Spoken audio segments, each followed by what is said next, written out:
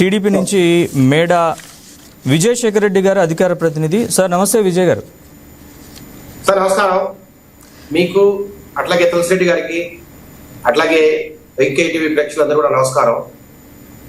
Sir మొన్న ఏదైతే వాస్తవ పరిస్థితులను వివరిస్తూ చంద్రబాబు నాయుడు గారు ఒక శ్వేతపత్రాన్ని విడుదల చేశారు.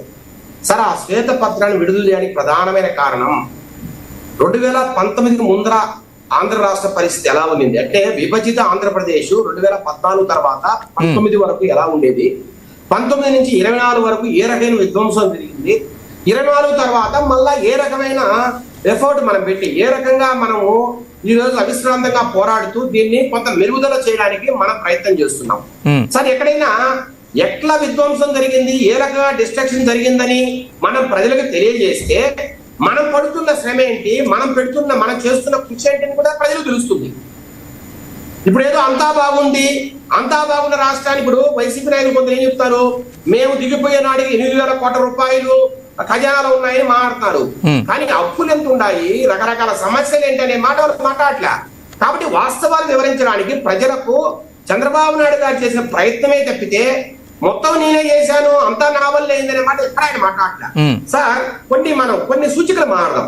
ఏదైతే స్టాటిస్టిక్స్ ఆయన విడుదల చేశారు అదే మారదాం.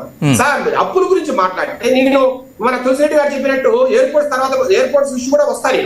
కానీ ముందు 2014లో విభజిత ఆంధ్రప్రదేశ్ ఎప్పుడైతే వచ్చిందో, ఎప్పుడైతే తెలంగాణ ఆంధ్రప్రదేశ్ వేరయ్యాయో ఆ రోజు మనకు వచ్చిన అప్పు 1,08,000 కోట్లు సార్. అయితే 2019 జూన్ నాటికి అంటే తెలుగుదేశం ప్రభుత్వం దిగిపోయే నాటికి ఆ రోజున్న బడ్జెటరీ బారోయింగ్స్ వచ్చి 2,50,000 కోట్లు. అట్లాగే బడ్జెట్ తో సంబంధం లేకుండా పిఎస్సిస్ ద్వారా తెచ్చినప్పుడు 1,60,20,000 కోట్లు. అంటే మొత్తం 3,75,000 కోట్లు జూన్ 2019 నాటికి మనకున్న అప్పు. ఆ రోజుతో పోల్చుకుంటే 24 మధ్యలో అంటే 19 నుంచి 24 మధ్యలో మొత్తం వైసీపీ వారు చేసిన అప్పులు 6 లక్షల కోట్ల పైమాట.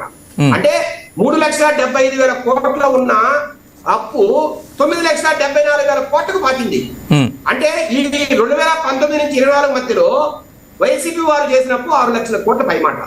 ఈ డబ్బులు తీసుకొచ్చి ఇంత డబ్బులు తీసుకొచ్చి ఎక్కడ పెట్టారు సార్? ఒకటి 27% గా అంటే జిఎస్డిపి డెబిట్ రేషియో 27% గా ఉన్న పరిస్థితి 2019 జూన్ నాటికి అయితే 2024 జూన్ నాటికి అది 34.5% అంటే 35% బాకింది. సార్ ఈ రోజు 2024 పరిస్థితి ఏంటంటే ఈశాన్య రాష్ట్రాల తర్వాత అంటే ఎక్కడైతే అండర్ డెవలప్డ్ రాష్ట్రాలు ఉన్నాయి ఈశాన్య రాష్ట్రాలు వాటి తర్వాత పంజాబ్ హిమాచల్ ప్రదేశ్ తర్వాత అత్యంత దయనీయ పరిస్థితి ఉన్నది ఆంధ్రప్రదేశే.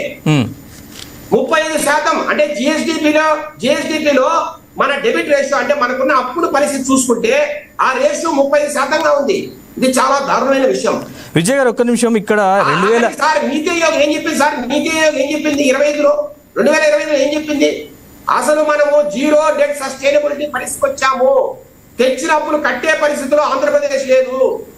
మనం ఏ అప్పులైతే చేసామో రకరకాల బ్యాంకుల ద్వారా రకరకాల ఇన్స్టిట్యూషన్ ద్వారా దాన్ని తిరిగి రీపేమెంట్ చేసే పరిస్థితిలో ఆంధ్రప్రదేశ్ లేదు. అట్లాగే ఏదైతే ప్రాయోజిత పథకాలు సెంట్రల్ గవర్నమెంట్ ఇస్తూ ఉందో స్టేట్ కి వాటిని ఇక్కడ కూడా ఏది రన్ చేయడం లేదు. మన కాంట్రిబ్యూషన్ ఏదైతే ఉందో ఆంధ్రప్రదేశ్ నుంచి ఆ డబ్బులు మనం ఇవ్వలేక కేంద్ర పథకాలకి అన్ని పథకాలు కూడా ఆగిపోయే పరిస్థితి.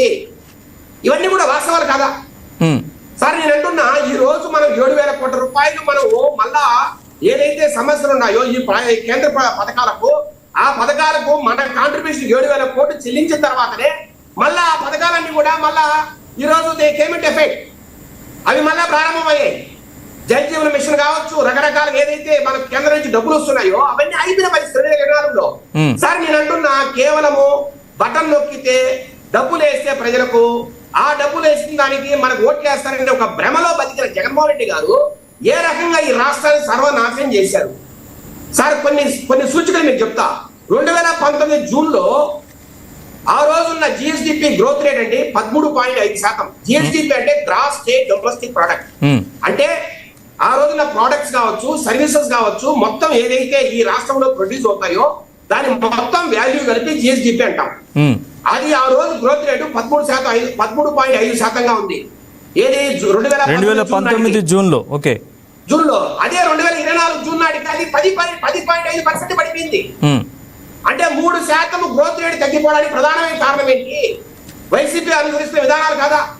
అట్లాగే సార్ పర్ క్యాపిటల్ ఇన్కమ్ అది కూడా 13% పైగా ఉన్న పర్ క్యాపిటల్ ఇన్కమ్ 9.5% పడిపోయింది. కానీ మీరు అంటున్నారు కదా మేము 2,50,000 కోట్లు డీబీటీ స్కీమ్స్ ద్వారా ప్రజలకు ఇచ్చామని. మరి ప్రజలకు మీరు డబ్బిస్తే వాళ్ళ కొనుగోలు శక్తి పెరగాలి కదా, పర్ క్యాపిటల్ ఇన్కమ్ పెరగాలి కదా. మళ్ళీ ఎందుకు 3%, 3.5% వాళ్ళ గ్రోత్ రేట్ తగ్గిపోయింది? దీనికి సమాధానం చెప్పాలి వైసీపీ వాళ్ళు. సరే తులసిరెడ్డి గారు ఆయన పెద్ద మనిషి, కాంగ్రెస్ వైపు ఆయన కాంగ్రెస్ నాయకుడు కాబట్టి, పాలించింది వాళ్ళు కాదు కాబట్టి ఆయన క్వశ్చన్ చేయలేం మనం. సరే ఆయన ఒక పెద్ద మనిషిగా జడ్జిగా వైసీపీకి టీడీపీకి మధ్యలో ఒక జడ్జిమెంట్ ఇవ్వచ్చు ఆయన. వైసీపీ నాయకులు దీని మీద ఆన్సర్ చెప్పాలి. నేనంటున్నా ఈ రోజు అదే జిఎస్డిపి గ్రోత్ రేటు మళ్ళా 12.07% మళ్ళా పెరిగింది. ఈ రోజు ఏదైతే 10.5 ఉండిందో జూన్ 2024లో ఆ జిఎస్డిపి గ్రోత్ రేట్ ఈ రోజు మళ్ళా 12.07 వచ్చింది. ఇది ఎవరి ఆధ్వర్యంలో వచ్చింది? ఎవరి కృషి వల్ల వచ్చింది?